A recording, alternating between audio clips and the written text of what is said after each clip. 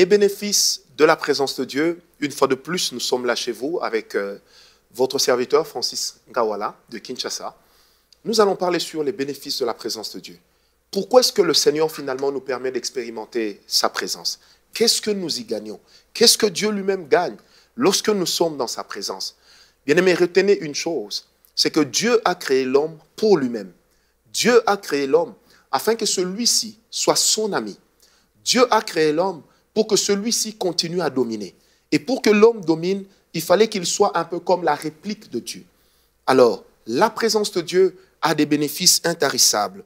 Prenez avec moi le psaume 84. Nous allons lire à partir du verset 5. Psaume 84, verset 5. La Bible dit « Heureux ceux qui habitent ta maison, ils peuvent te célébrer sans cesse. Heureux ceux qui trouvent leur force en toi. Ils trouvent dans leur cœur des chemins tout tracés. Et même lorsqu'ils traversent la vallée des pleurs, ils la transforment en un lieu plein de sources et la pluie la couvre aussi de bénédictions. Leur force augmente pendant la marche et ils se présentent devant Dieu à Sion. Éternel Dieu de l'univers, écoute ma prière. Amen. » Luc 1, verset 19. L'ange lui répondit, « Je suis Gabriel, je me tiens devant Dieu, j'ai été envoyé pour te parler et pour t'annoncer cette bonne nouvelle. » Retenez ces quelques passages, nous allons en compléter d'autres. Je me suis toujours posé la question, comment un ange a-t-il pu punir un serviteur de Dieu au point de lui dire que tu deviendras muet jusqu'au jour de la naissance de l'enfant? Qu'est-ce qui a donné l'autorité à l'ange? C'est d'abord sa position par rapport à la présence de Dieu. Lorsqu'une personne vit dans la présence de Dieu, la chose qui se passe, le bénéfice qu'il tire, c'est que l'autorité de Dieu vient résider sur lui. Il peut parler au nom de Dieu. Vous savez, toutes les prophéties qui sortent ne sortent pas forcément parce qu'on a dit « ainsi parle l'Éternel », parce qu'on dit « oui, Dieu m'a dit ». Non. L'autorité de la prophétie, c'est lorsque nous avons déjà l'autorité de Dieu. Et cette autorité, nous la tirons d'où? Nous la tirons dans la présence de Dieu. C'est l'un des bénéfices. Deuxième bénéfice, parce que nous allons en voir à peu près 12 ou 13. Deuxième bénéfice, c'est qu'une personne qui vient dans la présence de Dieu, une personne qui aime la présence de Dieu, son audition spirituelle change. Il atteint la ligne de démarcation. Ça veut dire, même au milieu d'un brouhaha, même au milieu d'un bruit, il est capable d'entendre la voix de Dieu. Qu'est-ce qui lui donne cette capacité? C'est simplement le fait que dans son cœur, il aime Dieu, il aime la présence de Dieu. La présence de Dieu va augmenter ton audition spirituelle. La présence de Dieu va même augmenter ta compréhension de la parole, ta compréhension des Écritures. Vous savez, je me suis toujours posé cette question, cette parole qui existe depuis toujours, mais comment ça se fait qu'elle est prêchée et on découvre tant de choses? Ces anges qui adorent Dieu depuis l'éternité, comment trouvent-ils toujours quelque chose à dire à Dieu? Parce que le troisième bénéfice, c'est que la présence de Dieu nous accorde la capacité d'adorer Dieu dans une dimension prophétique. Alléluia. Ça veut dire que quand une personne est dans la présence de Dieu et qu'elle est en train d'adorer Dieu, elle doit apprendre elle-même à prêter attention aux paroles qui sortent de sa bouche, parce qu'à un certain moment, ce n'est plus nous qui parlons, mais c'est l'Esprit qui commence à s'exprimer au travers de nous. Non seulement par le parler en langue, mais aussi par des langues, par des paroles profondes dans une langue que nous connaissons. La présence de Dieu nous permet justement d'avoir une intelligence spirituelle ouverte, nous accorde la capacité d'adorer Dieu dans une profondeur que très peu d'hommes peuvent accéder. Des fois, les gens nous disent, mais comment vous pouvez prier 10 heures par jour? Qu'est-ce que vous trouvez à dire à Dieu? Bien-aimés, si vous comprenez que la présence de Dieu, c'est le monde de votre amour avec Dieu, eh bien, c'est comme en amour. On ne tarit pas d'éloges à l'égard de la personne qu'on aime. On ne tarit pas d'éloges à l'égard de cette personne parce qu'on a envie d'être avec elle, on a envie de lui parler. Je me rappelle lorsque nous étions fiancés avec mon épouse, lorsque j'allais la raccompagner chez elle, elle venait me raccompagner chez nous et on pouvait faire comme ça 4 tours. On avait toujours à se dire. Et jusqu'aujourd'hui, moi, ma femme, c'est ma meilleure amie. On a toujours quelque chose à se dire. Parce que dans la présence de Dieu, vous réalisez que vous êtes amoureux de Dieu. Et cet amour que vous éprouvez pour Dieu, elle vous donne des paroles. Cet amour vous donne une inspiration. Quand vous êtes dans la présence de Dieu, cette présence vous donne des paroles. Elle fait jaillir en vous une source d'eau vive. Alléluia. La présence de Dieu vous permet également de capter la pensée de Dieu. De capter la présence de Dieu. La pensée de Dieu, allais-je dire. Parce que là où il y a la présence de Dieu, c'est que forcément Dieu a une pensée. Pourquoi Dieu va se manifester s'il n'y a pas un but poursuivi? Alors quand vous êtes dans la présence de Dieu et que vous êtes sensible, parce que vous rendez votre cœur disponible à Dieu, en ce moment-là, vous êtes capable de capter la pensée de Dieu. Vous êtes capable de savoir qu'est-ce que Dieu veut. Un cinquième bénéfice de la présence de Dieu, c'est que la présence de Dieu vous permet d'accéder dans le lieu très saint. Alléluia. Elle vous permet d'accéder dans le lieu très saint. Ça veut dire, là où il y a sa présence, eh ben, nous accédons là où nous étions inéligibles. C'est comme ça que l'Éternel dit à Moïse, ôte donc la sandale de tes pieds. Le lieu sur lequel tu te tiens est un lieu saint. Mais à qui Dieu s'adresse-t-il? À un meurtrier. À l'homme qui avait tué l'Égyptien. À qui Dieu s'adresse-t-il? À un adorateur d'idoles qui a grandi dans la science égyptienne et qui est allé servir auprès de Jéthro. À qui Dieu s'adresse-t-il? Au mari de la fille d'un idolâtre, Séphora. Bien-aimé, lorsque la présence de Dieu est là, nous avons la capacité, nous avons le bénéfice de pénétrer le lieu saint, de sentir ces vagues et ces flots passer sur nous, de réaliser que Dieu est grand, de réaliser que Dieu est saint. Un autre bénéfice de la présence de Dieu, c'est que lorsque vient la présence de Dieu, on travaille dans le repos. On ne force pas les choses.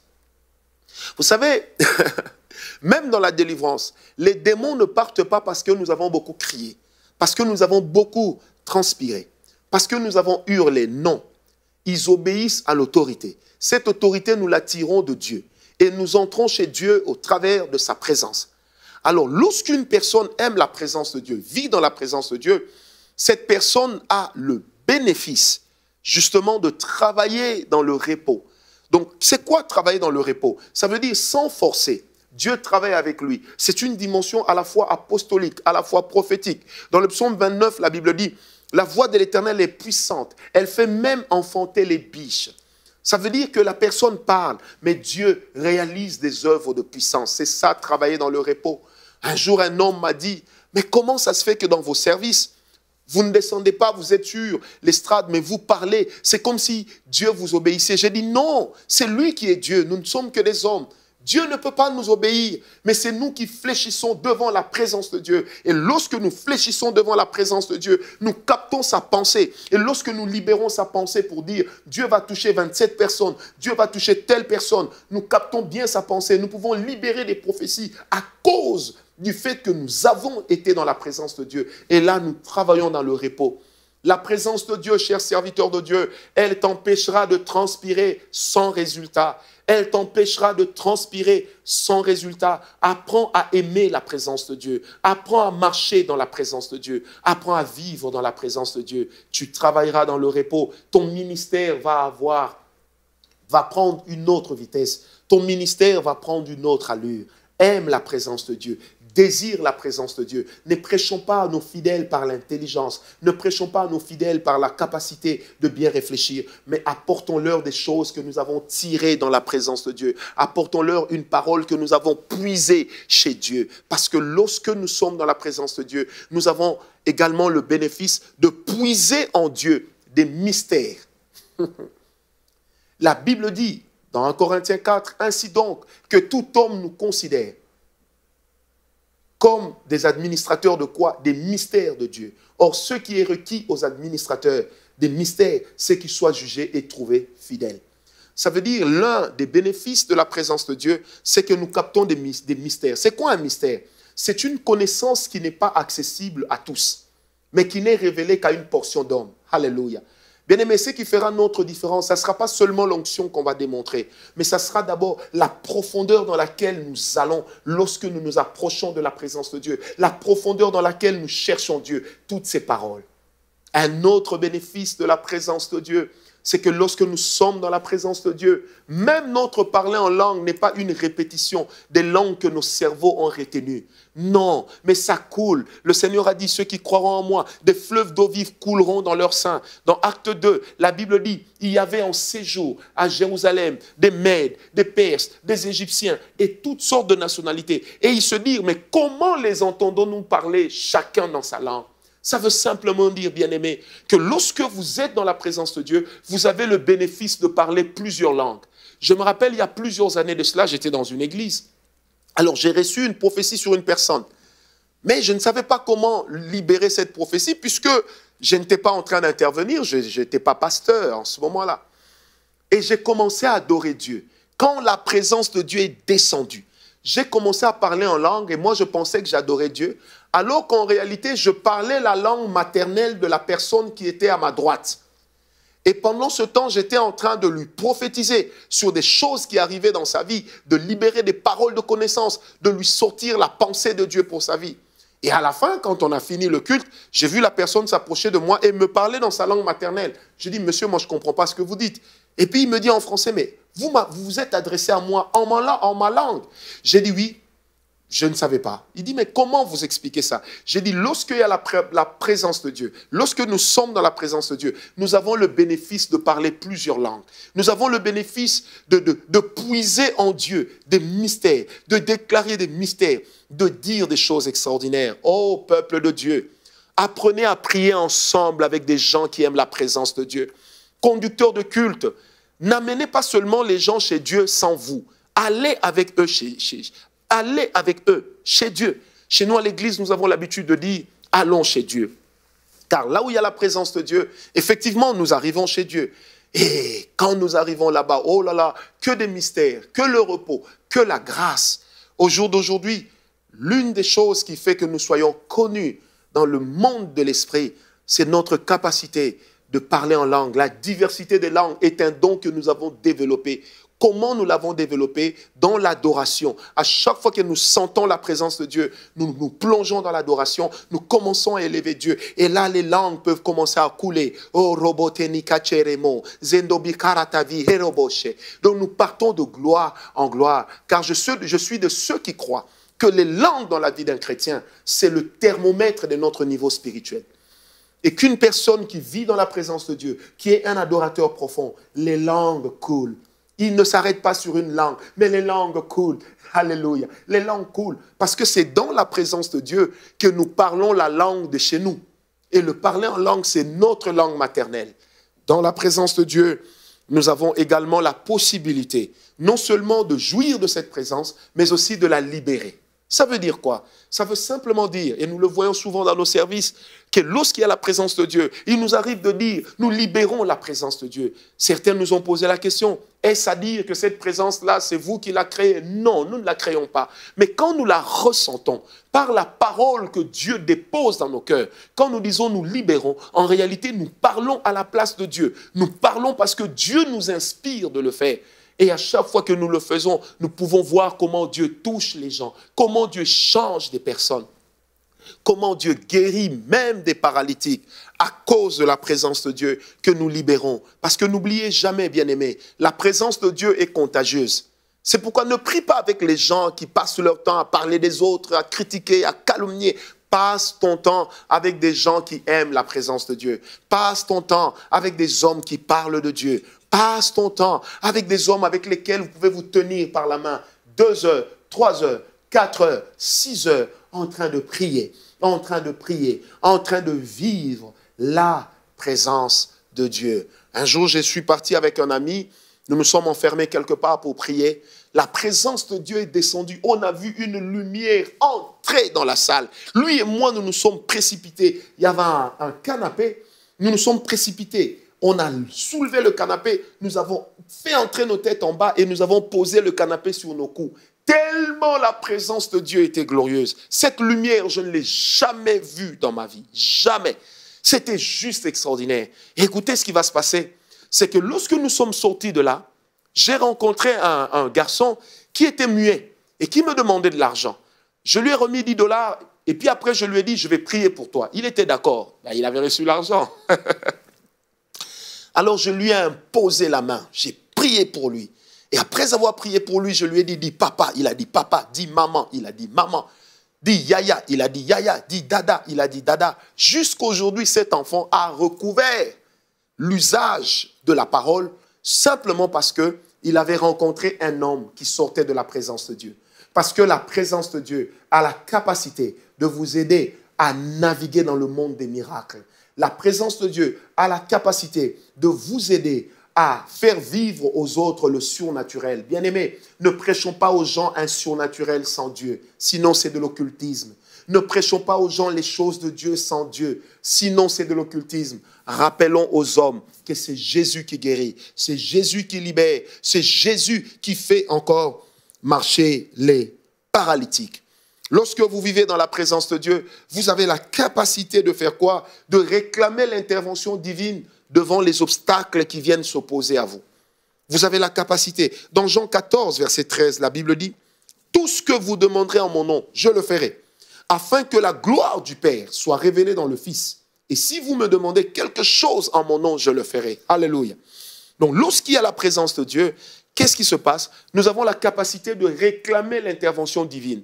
Nous avons la capacité de réclamer à Dieu, d'intervenir, de faire quelque chose.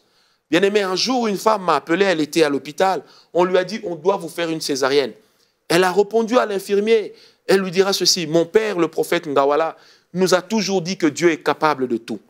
Et moi, je ne veux pas de césarienne, je veux accoucher par voie basse. Elle m'a appelé au téléphone. Alors j'ai dit, madame, nous allons seulement adorer Dieu jusqu'à ce que la présence de Dieu descendra. Magnifique, bien-aimé. On a commencé à adorer Dieu au téléphone. Au bout de 2 minutes, la présence de Dieu est descendue. Elle a commencé à crier, papa, je sens que Dieu est là. Je sens la présence de Dieu. C'est qu'elle ne savait pas, en fait, pendant qu'elle disait, je sens la présence de Dieu, elle était en train d'accoucher. Alléluia. Elle était en train d'accoucher. Parce que la présence de Dieu est capable de susciter des miracles.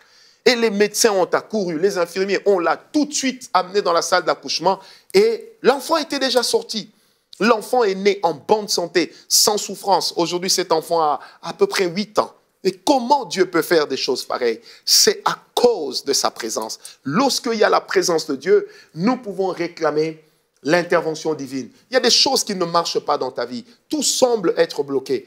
Il y a une chose que tu peux faire. Apprends à aimer la présence de Dieu. Apprends à demeurer dans la présence de Dieu. Parce que si tu es dans la présence de Dieu, les miracles sont possibles. Bien-aimés, nous ne servons pas l'esprit jumeau de celui de la création. Nous servons le même esprit. Nous ne servons pas l'esprit jumeau de celui qui a été avec Jésus. Nous servons le même esprit. La Bible dit dans Éphésiens 1 que c'est le même esprit qui a ressuscité Christ d'entre les morts. Et ce même esprit habite en nous aujourd'hui. Alléluia. À cause de sa présence, nous avons la capacité, disais-je, de réclamer l'intervention divine, de réclamer à Dieu de faire quelque chose. Nous avons la capacité de réclamer à Dieu d'agir. Et lorsque Dieu agit, c'est juste extraordinaire. Pourquoi? Parce que les lois de Dieu s'inscrivent dans nos cœurs. J'aimerais préciser ceci aux enfants de Dieu. Quand nous parlons de la présence de Dieu, si nous sommes dans la présence de Dieu, que nous aimons la présence de Dieu, la sanctification devient quelque chose de facile. La sanctification ne deviendrait pas un véritable casse-tête. Non. Bien-aimé, dans la vie d'un chrétien normal, je profite pour le dire, la sanctification ne doit pas être une corvée, mais la sanctification doit être normale. Et quand l'homme aime la présence de Dieu, il se sanctifie. Parce que nous sommes sanctifiés par la parole. Nous sommes sanctifiés par Dieu lui-même, dans sa présence. Nous sommes sanctifiés à chaque fois que le Seigneur est en train d'agir et que le Seigneur est en train de faire passer ses flots sur nous. Amen. Une autre chose, c'est que lorsque nous sommes dans la présence de Dieu, nous avons le bénéfice de réaliser la sainteté. Bien-aimé, j'aimerais le dire encore. Peut-être que je l'ai déjà dit une fois, mais j'aimerais le répéter. En fait, dans la présence de Dieu, la plus grande révélation que nous recevons de Dieu, c'est celle de sa sainteté. Méfiez-vous de la révélation d'une puissance sans sainteté. Rien ne rassure que Dieu est là. Cherchez la sainteté de Dieu. Et dans la présence de Dieu, quand nous entrons, souvent ceux qui ont eu des visions du ciel vous le diront. Ils vous diront toujours, j'ai vu du blanc, j'ai vu une blancheur incroyable, j'ai vu ces choses. Parce que la Bible dit que même si vos péchés sont noirs comme le cramoisi, le sang de l'agneau vous rendra blanc, plus blanc que la neige. Bien-aimés, lorsque nous sommes dans la présence de Dieu, nous réalisons combien Dieu est saint. C'est pourquoi dans la présence de Dieu, il arrive que quand elle descend, que vous puissiez voir des gens pleurer. Pourquoi ils pleurent? Ils ne pleurent pas parce qu'ils ont été giflés. Ils pleurent parce que la présence de Dieu les amène à avoir la révélation de leur saleté, la révélation de ce qu'ils sont. Alors ils tombent à terre, ils disent, Seigneur, toi seul es digne, toi seul es saint, toi seul es grand. La présence de Dieu nous accorde le bénéfice de réaliser la sainteté de Dieu, nous accorde la capacité de croître dans l'onction, de croître dans la grâce, de croître dans la grâce, de croître dans l'onction. Bien-aimé, une personne qui aime la présence de Dieu ne peut pas être une personne hypocrite. Une personne qui demeure dans la présence de Dieu ne peut pas être une personne médisante. Non, bien-aimé. La crise que nous avons dans nos églises, ce n'est pas une crise d'éthique seulement, ce n'est pas une crise d'éducation, mais c'est d'abord une crise des personnes qui ne savent plus pourquoi elles viennent à l'église, qui ne comprennent pas que quand je viens, c'est Dieu que je viens chercher, qui ne comprennent pas que lorsque je suis là, je suis dans la présence de Dieu et que dans la présence de Dieu, je deviens responsable de tout ce que je fais, je deviens responsable de tout ce que je dis. Bien-aimé, je peux être l'homme le plus grand de la terre, mais je n'oublierai jamais une chose, c'est dans la présence de Dieu que se taillent les héros de la foi. C'est dans la présence de Dieu que naissent les héros. Parce que la présence de Dieu, c'est la maternité des puissants. La présence de Dieu, c'est la maternité des adorateurs. Vous savez, une vraie adoration n'est pas qu'inspirée des belles paroles. Elle est d'abord inspirée de la présence de Dieu. Alléluia. Je crois encore en ces choses. Je crois encore en cette vision que le Seigneur m'avait donnée une fois, où nous étions en train de prier, et j'ai vu comment des hommes en train d'adorer Dieu ont été introduits dans une grâce excellente. Et lorsqu'ils sont revenus, ils ont passé 3 jours chez Dieu, sans même s'en rendre compte. Parce que dans la présence de Dieu, vous avez des choses extraordinaires que Dieu fait. Vous avez des choses extraordinaires. J'ai lu le témoignage de cette femme, Maria Woodworth Etter. Comment est-ce qu'elle était en train de dire une chose? Elle est restée comme ça pendant 3 jours. Des miracles s'opéraient, des choses arrivaient. À cause de quoi? À cause de la présence de Dieu. Bien-aimés, j'aime le dire, nous servons le même Dieu. Nous marchons avec le même esprit. Nous ne servons pas son jumeau, ni son sosie, mais c'est lui-même que nous servons. Et toi qui m'écoutes en ce moment, la présence de Dieu peut révolutionner ta vie spirituelle. Tu es là quand tu pries, tu regardes ta montre. Combien d'heures j'ai fait? Combien de minutes j'ai fait? Non. Si tu aimes la présence de Dieu et que tu es dans la présence de Dieu, l'une des choses qui va arriver, c'est qu'en priant, tu vas oublier ta montre. C'est qu'en priant, tu vas oublier ta fatigue. En priant, tu vas oublier ta faim. Même jeûner est difficile pour toi. Pourquoi? Parce que tu n'arrives pas à capter la présence de Dieu. Tu n'arrives pas à demeurer dans la présence de Dieu. La présence de Dieu a la capacité de détruire tes ennemis spirituels et de lancer une fatwa contre eux. La présence de Dieu a la capacité de te sortir même des liens de famille, de te sortir même des réclamations familiales. La présence de Dieu est capable de le faire. Est-ce que vous savez qu'une personne qui vit dans la présence de Dieu a la capacité de se faire une autodélivrance? Pourquoi? Parce que quand je suis dans la présence de Dieu, Dieu ne supporte pas tout ce qui est saleté, tout ce qui est tard, et ça tombe, et ça tombe. Alors, il existe de ces liens dans les familles qui peuvent nous réclamer même dans la présence de Dieu. Alors, qu'est-ce que je fais? Quand je demeure dans la présence de Dieu, je suis attentif à tous les mouvements qui se passent. Je suis attentif à tous les mouvements. Et en ce moment-là, je peux être délivré. Alléluia. En fait, c'est comme ça que j'ai commencé à vivre ma délivrance dans la vie. C'était un samedi, j'étais en prière vers les années 93, 94. Et j'ai senti la présence de Dieu descendre dans ma chambre. Je commençais à prier. À l'époque, je n'étais pas encore baptisé du Saint-Esprit. À un moment, j'ai senti comme une force qui m'a saisi. Je suis tombé, j'ai commencé à vomir, à rouler par terre. Je criais. Et quand je me suis levé, j'ai réalisé que Dieu venait de me délivrer. Parce que dans la présence de Dieu, c'est le monde de toute possibilité. Un autre bénéfice que nous tirons dans la présence de Dieu, c'est que lorsque je vis dans la présence de Dieu, eh ben, je développe en moi le fruit de l'esprit, avec toutes ses branches. Je développe en moi le fruit de l'esprit. Bien-aimés, nous n'avons pas reçu l'esprit à moitié. La présence de Dieu nous permet également d'avoir pour bénéfice le développement des dons spirituels. Nous développons les dons spirituels en fonction de notre profondeur dans la présence de Dieu. Bien-aimés, les miracles ne sont pas rares, les dons spirituels ne sont pas rares. mais ce sont les hommes qui aiment Dieu qui deviennent de plus en plus rares. Ce sont des hommes qui aiment sincèrement Dieu, qui deviennent de plus en plus rares. Aujourd'hui, nous faisons le ministère parce que nous voyons qu'est-ce que nous allons tirer. Non, bien-aimés, je suis de ceux qui croient que si nous demeurons avec Dieu de tous nos cœurs, que nous demeurons dans sa présence, le Seigneur qui est notre boss, il s'occupera de nous. Nonobstant ce que les hommes peuvent dire, il s'occupera de nous. Tout le monde peut t'abandonner. Mais si tu aimes la présence de Dieu, si tu demeures dans la présence de Dieu, tu réaliseras que tu n'es pas un orphelin. Tu réaliseras, ma sœur, que tu n'es pas une veuve. Que le mari des veuves, il est capable de te toucher. Il est capable de te guérir. Il est capable de te rémunérer. Il est capable de s'occuper de toi, de tes enfants. Bien-aimé, dans la présence de Dieu, c'est là qu'on réalise réellement ce qu'est, allais-je dire, le cœur de Dieu. Alors, dans le psaume 84 qu'on venait de lire, la Bible dit ceci, dans le verset 5, que ceux qui demeurent dans la présence de Dieu, ils trouvent dans leur cœur des chemins tout tracés. Bien-aimé, tout homme qui cherche Dieu développe une dimension prophétique sans s'en rendre compte. Alors, qu'est-ce que je veux dire par là? Que quand nous venons dans la présence de Dieu, le psalmiste le dit, c'est dans la présence de Dieu qu'il a reçu la révélation de ce que Dieu avait caché dans son cœur. J'ai toujours dit ceci, la destinée de l'homme, elle est venue avant l'homme. En fait, Dieu nous a suscités parce que nous avons une pensée, il a mis en nous une pensée que nous devons réaliser. Avant de mettre l'homme dans le jardin d'Éden, de le placer, dans Genèse 1, verset 26, il dit déjà, créons l'homme à notre image, à notre ressemblance, afin qu'il domine. Ça veut dire qu'il y a déjà un plan d'action pour lequel Dieu nous a créés. J'aimerais dire à quelqu'un qui me suit, peu importe ta forme, peu importe ton niveau d'études, peu importe ton niveau de vie, il y a un plan de Dieu pour ta vie. Tu n'es pas une personne abandonnée.